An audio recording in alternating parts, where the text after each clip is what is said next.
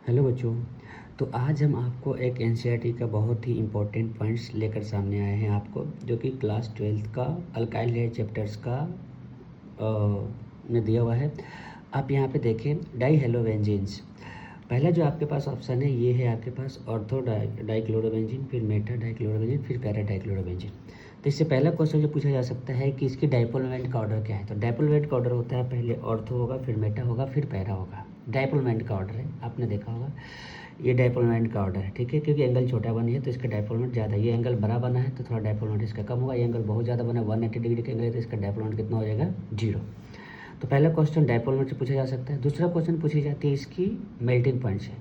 तो ध्यान रखना मेल्टिंग पॉइंट पैरा का ज़्यादा होता है, क्योंकि पैरा मेल्टिंग पॉइंट जो होती है वो पैकिंग एफिशिएंसी के डायरेक्टली प्रोपोर्शनल होती है।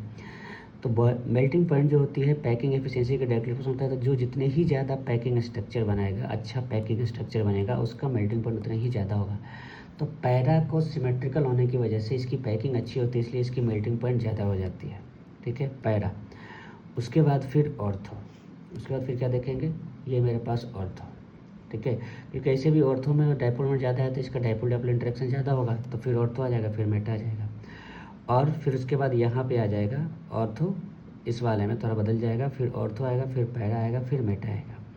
क्योंकि इसमें हम पैकिंग एफिशिएंसी की बात नहीं करते तो इसमें पहले ऑर्थो ही आएगा। बॉइलिंग पॉइंट में कभी भी बॉइलिंग पॉइंट में हम पैकिंग की बात नहीं करते तो पहले ऑर्थो आएगा, फिर पैरा आएगा, फिर मेटा आएगा। याद रखने का तरीका आप ध्यान रखेंगे कि मेटा दोनों में पीछे ही आएगा, चाहे मेल्टिंग पॉइंट हो चाहे बॉइलिंग पॉइंट हो, दोनों में पीछे ही आएगा। तो मेल्टिंग पॉइंट में आपको देखना पड़ेगा कि पैरा ज़्यादा है, और फिर बॉइलिंग पॉइंट में कौन ज़्यादा है, ऑर्थो ज़्यादा है, और मेटा तो दोनों में पीछे ही रहना है, ठीक है। तो ये क्वेश्चन नीट में पूछने की बहुत बहुत बहुत ज़्यादा चांसेस है। तो आप इस कंसेप्ट को ध्यान रखें, देखें, जरूर से याद रखें।